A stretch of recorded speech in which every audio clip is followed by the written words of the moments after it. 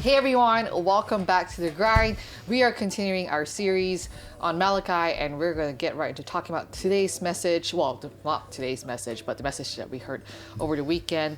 It's the first time that Pastor Ed ever, took the opportunity to spend the entire sermon talking about tithing. So I know finances is money is always a touchy issue, especially tithing, because there might be some people who really don't understand why we need to do it. But I think Pastor did a really good job of just breaking down the importance of why we need to do that.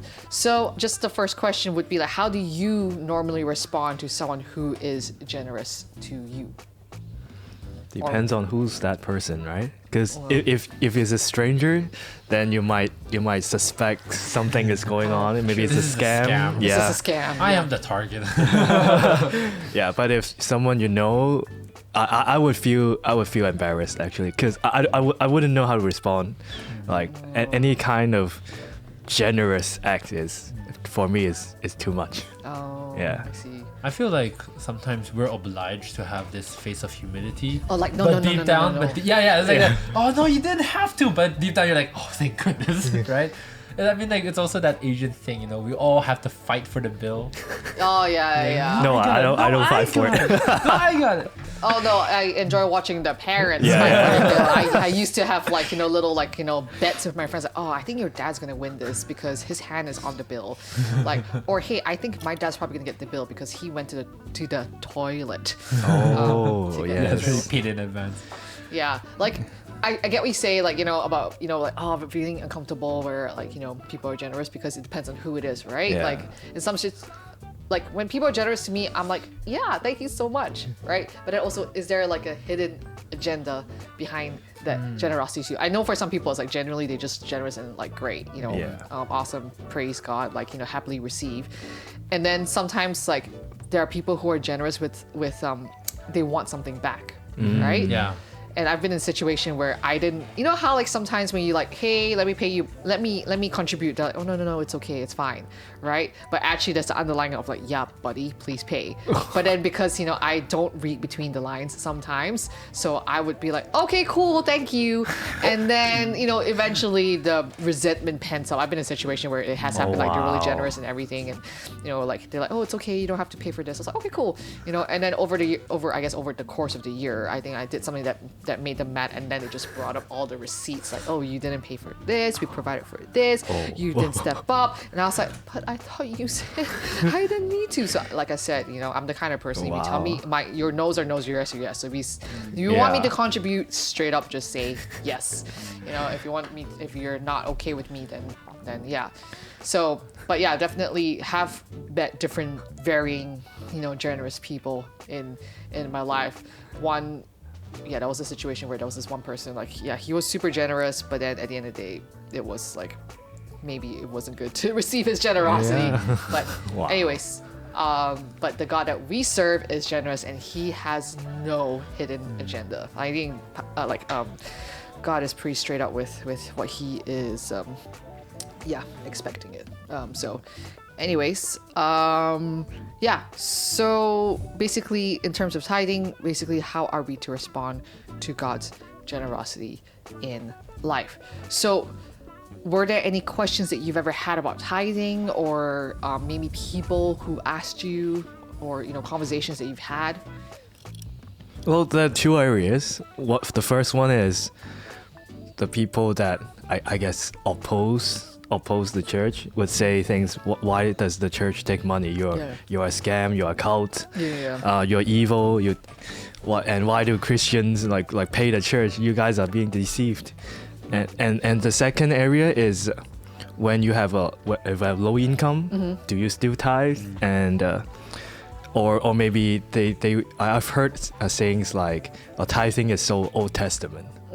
They only tithe with their crops. The New Testament is not that. It's not about tithing, or there is no word saying we should tithe 1/10. You just tithe whatever. So these kind of questions I've heard. Actually, I mean, the 1/10, it does show up in Genesis. Yeah. In terms of Abraham. But anyways, yeah. I think my question is more of a practical sense because, you know, when I'm giving a gift, I like to give it with some like heart to it, right? We talked about it in a few other grinds ago about like courteous gifts, you know, like you're just giving it out of courtesy, and I don't like that. I always like to give it with heart. Yeah. So then here I am is that like I want to tithe, except I keep forgetting, right? And then there's the option that you can just, you know, do it on your app to say like transfer this much money to this account every month. Yeah. Right? That way I won't forget. But at the same time when I do that, it feels like there's no heart to it. Yeah. Like there's no I'm not working to remember or give it with like a whole heart. So then that's kind of like a gray area for me. Yeah, that's actually a good point because I was actually thinking that as well because I know some people they set it on auto pay and then so every month transfer this amount to the account, right? And I mean, yeah, convenient. Like I don't have to remember, like it's done, but yeah, there is no heart behind it. It's not me being intentional to like, you know, put in the money. So I know on one hand, there have been moments where I forgot, I was like, oh no, yeah, shoot, I forgot, you know, to give my tithes and offering and like, yeah, so I think there's... I don't know. I feel like you were already intentional when you set up that auto thing. Yeah. So there is some sense of intention. And when we review the bank statement or whatever, and you see that amount there each month, and then you realize, yes, I am tithing, thank God. Yeah. Unless we don't review our bank statements. I don't. Yeah, I don't we really totally do. review my bank statements. Yeah, just check it from time to time. So yeah, actually, so I do try to remember, like even like when I'm not tithing, like randomly in the month, I'll be like, yeah, God, what I'm giving, I'm making sure that there's agreement in my heart that I'm doing this with my heart. Yeah. So, yeah, good point right there. Yeah. Like I know some people think like, you know, church is like, oh, do you guys have like a lot of sponsorships? I was like, no, I mean, we're not exactly like sponsored by blank organization, you know. So people think like church is a lot of money. It's like, oh no, money is not our thing. It's just, you know, an opportunity for us to, you know, store it well and honor God with our giving. So basically with tithing, it's an act of worship. It's, you know, a lifestyle. It's an act of honoring God, which is like, you know, something to think about is what is our motivation and attitude, right? Like again, some people are generous towards us because they want something out of us. And then also tithing is a act of stewardship. You know, the whole idea is that everything that we have, it's not ours to begin with, it's God's. So what are your thoughts on this statement? When I give the tithe, I am testifying God owns everything I have. When I give the tithe, I'm trusting God to take care of my needs. When I give the tithe, I am testing God to enable me to live on the other 90%. One thing this statement reminds me is this reel I saw where it was like a preacher talking about tithing, and this helped me actually understand it, or not really understand it, but gave me peace. You know, the pastor was like on stage and he goes, "Oh, can someone give me their car keys?" One congregation member stands up and hands it to him. He goes, "Thanks. Now can I have like $1,000?" And then immediately another congregation gives it to him, and he's like, "Hey, let me tell you something. Why did they give it to me so fast? Because I gave it to them before the service." Are they grieving over the car keys they gave me and the money they gave me? You know why? Because it's mine. The reason we grieve and we feel the way we feel about giving towards the kingdom is because we think it's ours. Oh yeah, I saw that reel. And then he made the emphasis that it's so easy to give when you realize it wasn't yours to begin with. And that just gave me so much clarity and peace now. Yeah. Cool.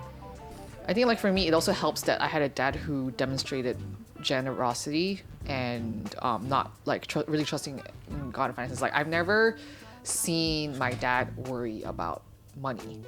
And so like I think growing up, like, you know, it was just like, yeah, sure, like I mean, school's not cheap, and you know, obviously like living in Hong Kong is not, you know, the cheapest way to go, but I've never seen my dad stress out or worry about money. So in a way that kind of also like passed down to me, where I never really stressed out or really worried about money.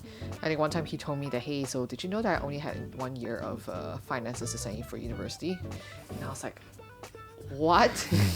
I was like, wow, Dad. And he's like, God really provided, and really, you know, just it was really a miracle that he had enough finances to send both me and my brother to school.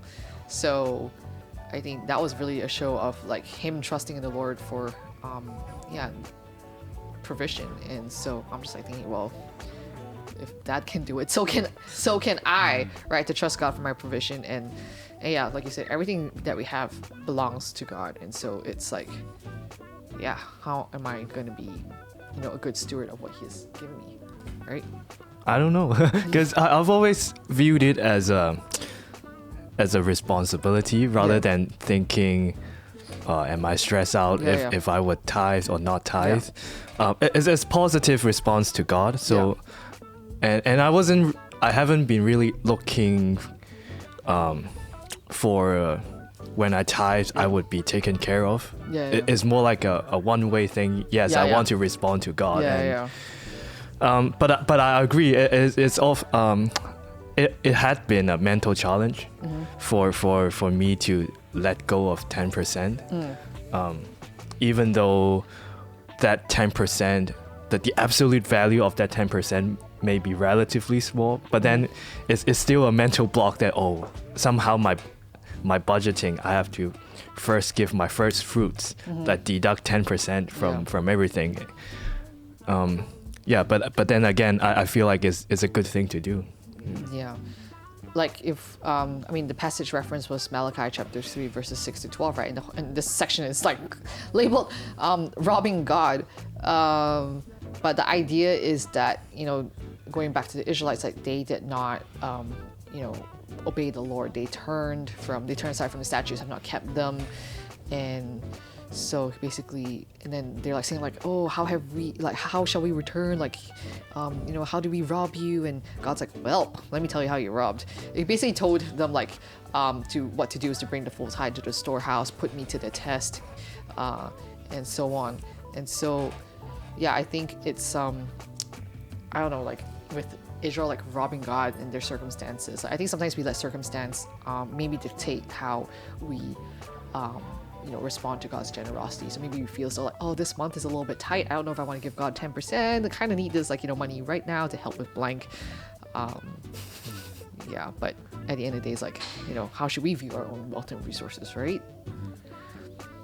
I think learning from the Israelites real quick, right? Because I think their mistake was that I think they were coming from a rough place, and so that's why they're kind of like, I guess, a little bit more stingy. I guess we've all been there where, our bank was pretty thin, right? And so we're like, I don't want to. And I think that's the mistake that, because I'm also reminded about the story about Jesus was comparing the Pharisee that gave so much versus the person who had so little and still gave like one coin, but still meant a lot. I think there is so much importance of like giving God all the glory, right?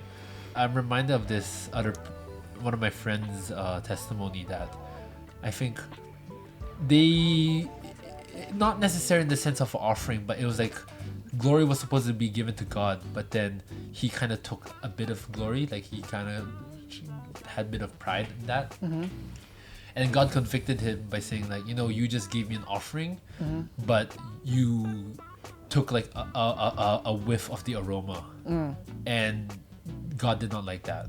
Like he was telling this my friend, and I think that kind of just puts importance of like, despite how much you have, when you're gonna give, you need to give it like clean. Don't even try to sneak like Cain, who snuck a bit out. Don't even think about doing that. Yeah, the question is also like, what is your motivation behind giving to God, right? Or bringing our tithes and offering, because like if you're bringing your tithes and offering to the Lord, demanding something from Him, I don't think God's gonna be like, yes, good and faithful servant, I'll take that offering very happily. Like imagine gifting like what do you call those? The prepaid cards. Like the cards that have a balance, but it's like half used. I'll be so mad. Like, please don't even bother. I've never heard of that in real life. Like people I know, but I've heard people doing it to other people. Unless they told me like, hey, by the way, I have this amount left in the card. I'm not going to be able to use it. Here you go, and that's a different story. Yeah, because like when you give it, you don't know how much balance is on it until you check, right? Yeah, true. Yeah. Well, I've been at times where I had literally 0 income per month, and so I really couldn't tithe in terms of money. But then during that time, I had lots of free time being unemployed, so Yeah. I had time to serve the church, to create content for music ministry. So in a sense, I was tithing with my talents and time and effort. But then this is another discussion of whether tithing is exclusively money related, and I don't know about that. Yeah, so that's something people say, oh, I can't give God my, first and 10% in terms of like my Yeah. finances, let me give God my time, right? That's just as valuable too, right? Yeah. And I know I've had also situations where this is something that I've also thought before. It's like, I don't have to give it to the church. I'll just give it to the missions organization. Right. Yeah. Yes. I mean, but Because they're gonna squander it. or The church people waste money. something like that, right? But Yeah. but the thing is, like, the answer is that you bring it to God's storehouse. Yeah. That's the thing. Because some people might have questions like, oh, but let me give it to my church back home, or, but I think it's your responsibility to bring it to God's storehouse and, I guess leave it in God's hands. Yeah. And so, And I remember Pastor Ed saying the tithing, the 10% is tithing. Yeah. And then anything that beyond that is the offering. yeah. And so you should be giving your 10% in terms of money. Yeah. And then whatever time, talent, or services you provide, and then is the offering. Yeah. Like, I definitely had the wrong motivation before. Like, I mean, in the season where I was a missionary in, let's say, YWAM, right? And then that was a joke that YWAM not only stands for youth, youth with a Without mission, any is money. youth without any money, which Wow. the founder really hates that because, like, this is a curse, but we used to joke like, hey, it's youth without any money, because we were depending on our own provisions. Like, our goal was to raise funds. I mean, I also had like my parents to depend on, but then a lot of the missionaries there, they had to raise their own funds. And I mean my parents gave me, like, some money every month, but it's not like, a substantial amount, right? So it's really also trusting the Lord to provide. I think one time I was like, you know what, don't, like, because I think I was having an argument about with my parents about, like, how God will provide, and they're like, yeah, really, that kind of thing. And I was like, fine, Yeah. don't give me any money, God will provide. And I was like, oh like, really bad. I was like, all right, Lord, come through, please. And I mean, he did, right? But that was just me really testing. Like, I don't know whether it was just like me trying to defy my parents or, prove a point, or What? but yeah, I was like, oh, please, Lord, provide. Yeah. And then I remember one time I was hearing a sermon. I was like, all right, and I took out all my money. I was like, took out all my coins and just dumped in the offering plate. I don't know if I was blessed, but I was empty. So again, definitely been motivated by wrong intentions before in terms of giving.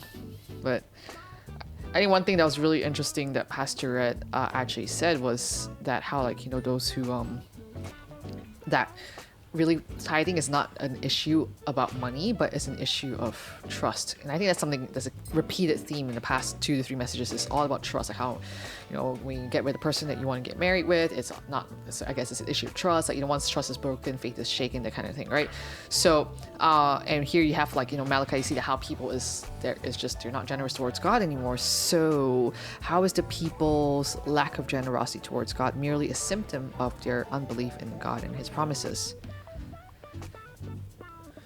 I always like to use like analogies or metaphors to help me understand it. The funny way of me understanding this, it's like being invited to someone's house for dinner and you bring your own food to make sure that you'll have something to eat. Right?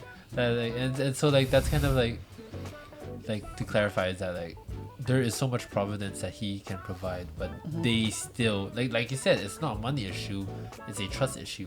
That they don't think God will supply for them, so they need to supply for themselves.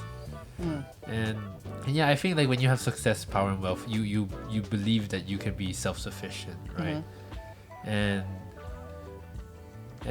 actually this kind of like led me to, I just asked this question this week, and it's a slight detour, yeah. Insurance, you know. I asked a few people, is insurance like, you can be smart and be diligent and have insurance, but right? But then does buying insurance also act as like you don't have faith in God to provide for you, or like protect you if something bad happens? Oh. I kind of have my answer, right? But that was just something that was on my mind. I started asking a few people. I think it's good to have diligence, but as long as that diligence doesn't trump faith. Yeah. I think it's still it's okay to rely on God, right? Yeah. And put all your faith in God. But of course, it's just smart and diligent to have some kind of insurance for some things. Yeah. Yeah. What do you guys say? Yeah, I think it's a great question, and it's similar to whether we should see a doctor or have faith Yeah. about prayer. And so I was having this mouth infection for months, caused by this golden spiral germ or something. Oh, okay. Interesting. And then actually it's quite common. Oh, okay. It's just the first time I've heard about the term. I've never heard of it. Yeah. and then I tried prayer for so many months, and then you would think things like, oh, am I too sinful? Am I not acting In faith. Or acting in faith, and but then finally I went to see the doctor, and then after 2 weeks of antibiotics treatment, I'm completely healed, and so praise God. Yeah, for sure. So it's not that by taking the doctor, by seeing the doctor, I don't trust in God, but I trust in God, and I see the doctor. Yeah.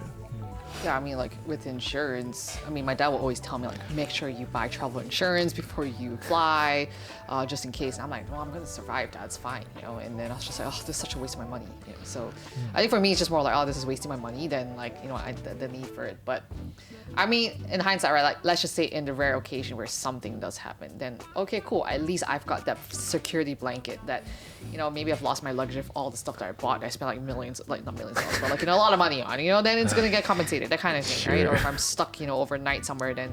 So I think it's just more like, yeah, be diligent. And again, using that whole doctor analogy is, you know, we're still trusting in the Lord, but is it going to let it run our lives? Are we going to step out?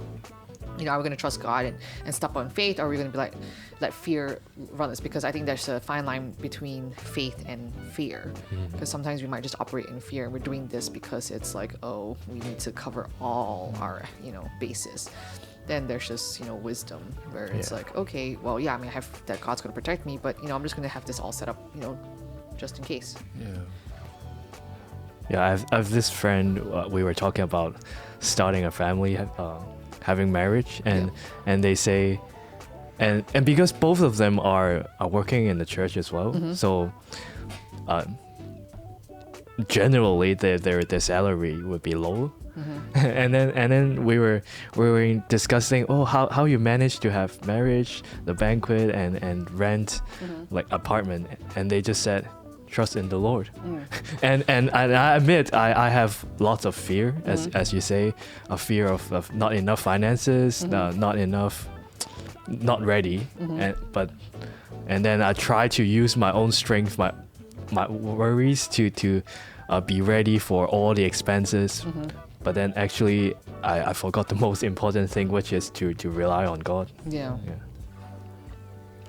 I think like when we live our lives in a way where we're honoring God, then I don't think we will let our circumstances dictate how we handle our finances. Like, I mean, obviously we want to be smart, we want to be wise, we want to be like, oh, the Lord provide, and then just like, you know, spend it all on everything. That's just sheer stupidity right there.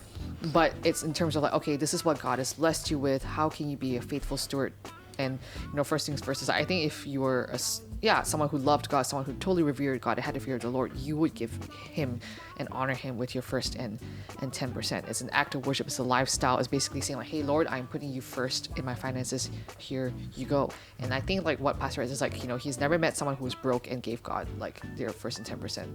So the excuse of like, oh, I don't have enough money to give God, it's really not an issue of money. It's an issue of trust, which is actually so true, because if you trust that the Lord will provide, you know, God's like, all right, test me. trust me, give me and I will provide. And I think I've heard stories of, people who really like, all right, God, I'm testing you, and then they got provided for. So I think it's always, this is like there's such a fine line of like, there's one part of the Bible says, do not test the Lord your God. Yeah. But at the same time, like look at Gideon, where I feel God really wanted it, like test me, so I could show you what I can do when you allow me to work. I think that's really good. Yeah. So after like hearing the message, after we talked about it, like what would be your takeaways? Something that you do differently, or like maybe something that changed in your thought process. I'm more at peace with tithing now. That's good. Well, for me, I didn't realize God said to test him, and I think that's a really eye-opening realization. But in terms of action, I don't think I would do anything different, because you gave it to first and 10%. I already tithe. But in terms of the mindset, yes, similar to what Dom said. Wow, God really wants us to test him, and I should have more trust in him. Yeah. Especially in my finances. Yeah. Yeah. One thing. Oh, sorry. Go ahead. Yeah, what really stood out is actually what you said, that it's not a money issue, it's trust, but most importantly, fear. Right. And I think I never consider it as a fear thing, tithing, and that I'm reminded of another pastor friend who said fear is finding security in the wrong kingdom, and I think that also makes it so clear. Yeah. Something that also pastor had said that kind of like also convicted me is like, why do we say the little that we bring God? I was like, I've said that. I've definitely said that. And it's true, because I'm like, oh, the little we give you, Lord, please expand it, multiply it, and bless your kingdom. I've definitely said it in my prayers. And he's like, it shouldn't be the little. It is the first and 10%. So I think when we say the little, it's like we're belittling like what we're giving God's like the little that we have, right? So I think that's something that definitely convicted me, is like, hey, this is really your best, right? Yeah. This is not little. This is your best. This should be like the first thing that you give to God. So with that being said, like that was something that really switched up in my mind. So at the end of the day, like tithing it's not about money, it's about trust, and also it's basically, I like what he said, Pastor Wright says, like it's the place to begin. It's not the end. It's basically our floor, not our ceiling. And so I think tithing is a lifestyle, and I think yes, we may do it automatically, but I think what this message I hopefully challenges not just us, but everyone who's tuning in, is that like tithing, it does what is our heart motivation behind it, and it should be an act of honoring and revering God and trusting God in everything. All right. Well, that's that for today. Thank you so much for joining us, and we will see you next time. Bye. Bye.